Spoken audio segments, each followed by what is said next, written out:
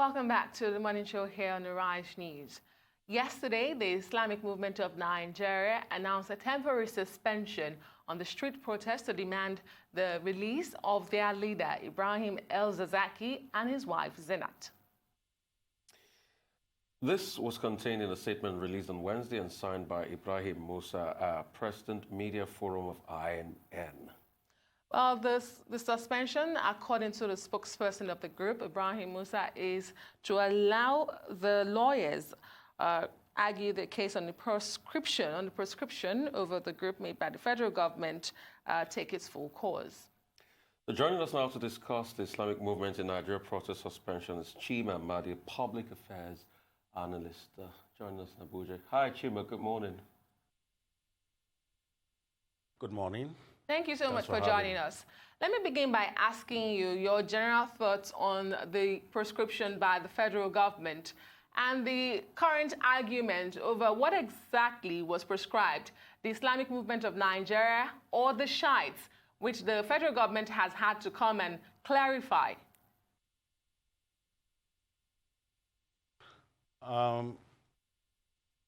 First of all, we need to make it clear that there are certain guarantees for freedom of association, movements, and for organizations in Nigeria in the Constitution. And so the resort to proscription of any legitimate organization that gathers freely, covered under the laws of the land, is something that some of us find a little irritating. Don't forget that this was also has been applied in times past to organizations like the MASOB and other IPOB in the southeast. And the problem is that when you begin to resort to these actions, you create an enabling environment for these organizations to go underground and metamorphose into other, or carry out actions that may not be in the interest of the state. We are still trying to get a hands on the Boko Haram menace, which also started a bit like this, although under different circumstances. So back to your question, the proscription of an organization that has not resorted indeed to violence, or that has not shown any tendency to resort to violence by the federal government using whatever apparatchik that was deployed, whether it's a court or judiciary, is reprehensible. And then to the semantics of whether it is the Islamic movement or whether the Shiites, these are one and the same thing. The Islamic movement is the umbrella organization which was used to register the organization as a body corporate in Nigeria.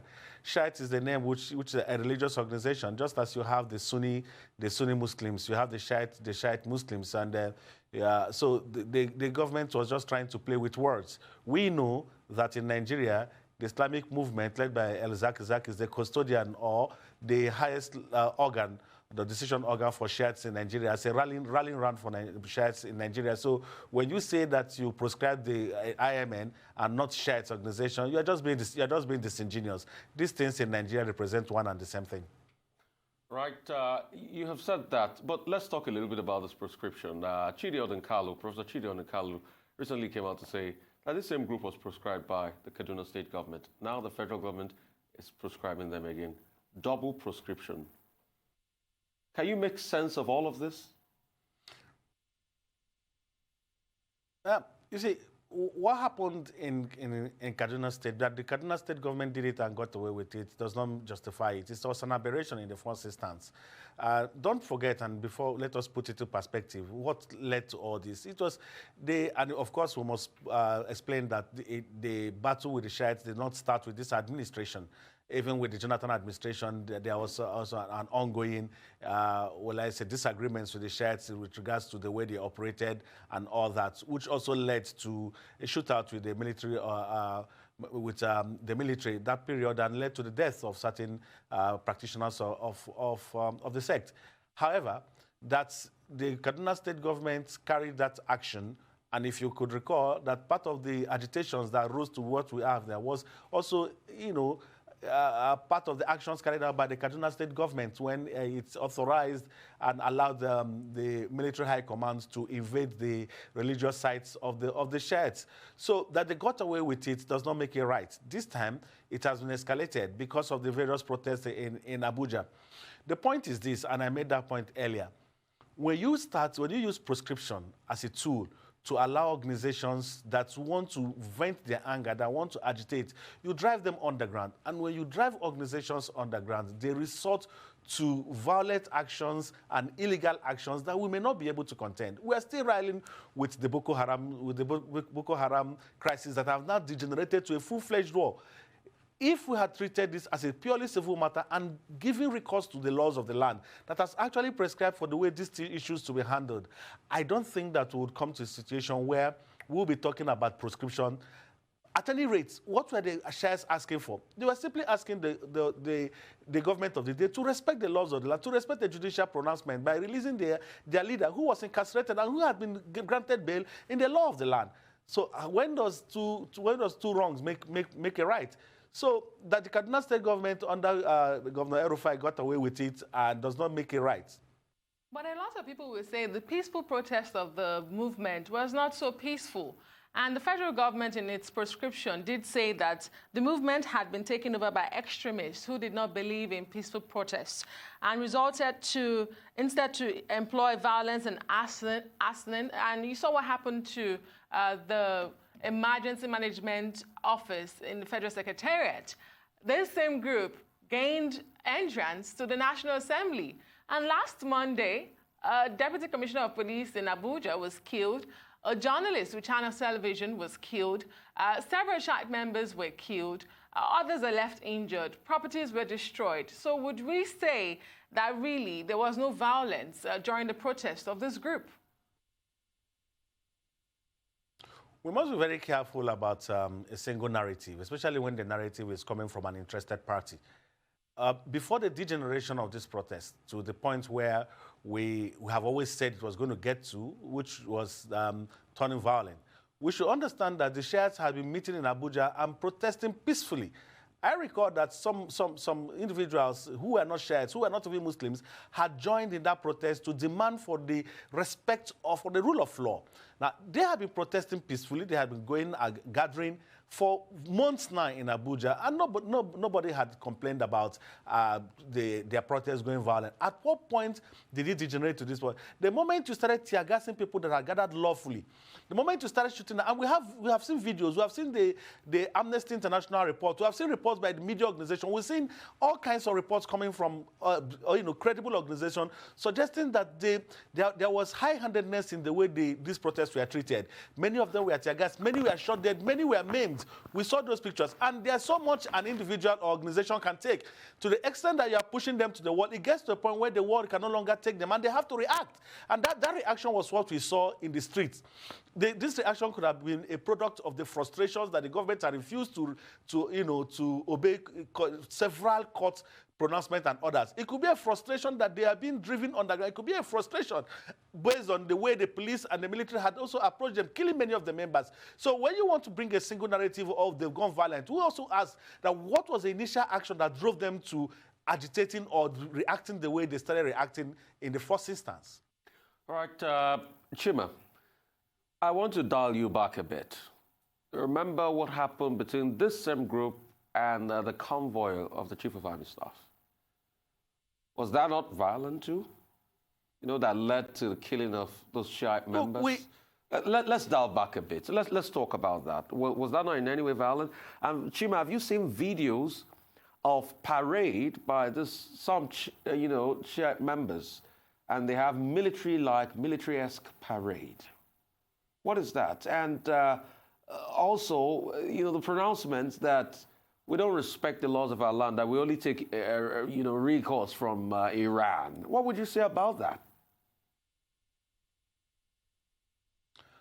First of all, I really want us to get to a situation in Nigeria, in a democratic setting, where those who were either elected or those who were appointed to serve the people become demigods, such that nobody can confront them. nobody can protest against them without having to be met with brute and lethal force.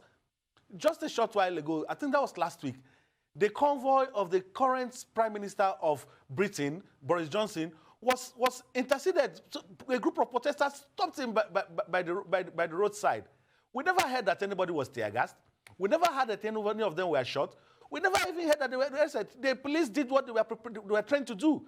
They had the masterful way of engaging with protests, and they did that, and that was all affair. Protests are what it is. That a group of people stopped by the road, stopped the army chief by the roadside, does not justify the killing of the number of people that various reports have said were killed, some in their hundreds, illegally buried overnight until various foreign organizations started telling us, showing us the burial site. It doesn't justify that. Protests are allowed under our laws. Now, that's this same group of persons say they do not recognize the Nigerian government and take instructions from the supreme leader, Ayatollah, in Iran, does not mean that they have carried out an action that is inimical to the sovereignty of Nigeria. We have seen various religious groups. For example, we have a religious group that does not bow to the national anthem, does not even take the national pledge, so doesn't even go to the NYSC. Does that not make them a threat to the society or to the sovereignty of Nigeria? No, these are just mere pronouncements. Have they started acting out that sovereignty? And because an individual wears a military fatigue, some of these military fatigue are designer clothes in other places, does that not make that person an enemy of the state? At any rate, those who carry out these actions in the night have accesses to military fatigues and nothing has happened to them. That a group of people come and start imitating military parades, giving salutes to each other, does not all of a sudden turn them into a military outfit until they start carrying arms against the state. And what the state has done right now, by proscribing them, by going all out with lethal force on them, is trying to drive them under us so they cannot carry arms. And let us warn that if you think that what we have under the Boko Haram is really a tragedy, if you drive the IMN to begin to resort to carrying arms, we are going to be in deeper trouble in Nigeria. I mean, Chima, we'll go to a quick break, but when we come back, I still want to interrogate you on these lines. With all of this you said, that doesn't mean that they have, because I'm terribly shocked at what you've been saying, Chima, and I must really confess, so that means everybody can, wear military fatigues and have military parades in this country. That means everybody can be, opposite ends to the laws of the land that governs the sovereign of this country. I mean, what you're saying is not an invitation for impunity. We'll come back and talk about this and even more after the break. All right, still a morning show here on the Rise News, and we're talking to a public affairs analyst as regards the prescription of the Islamic Movement of Nigeria, and we've got Chima Amadi with us in Abuja.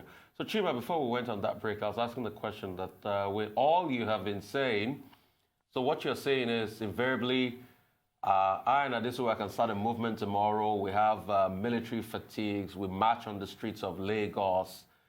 We can say we are totally not in support and we don't respect the laws of the land. We can even start stopping people on the road and having protests and disturbing the peace of people. So obviously you're saying anarchy can be free for all. Well, I'm sure I know what I said. I'm sure your viewers know what I said, that I have not canvassed for anarchy. But let me ask a question. When has wearing military fatigues, when has gathering to protest, when has the punishment for, if these are really offenses, when has the punishment for these offenses become death, summary execution and death, like it's being meted out to the members of the Shehu movement in Nigeria?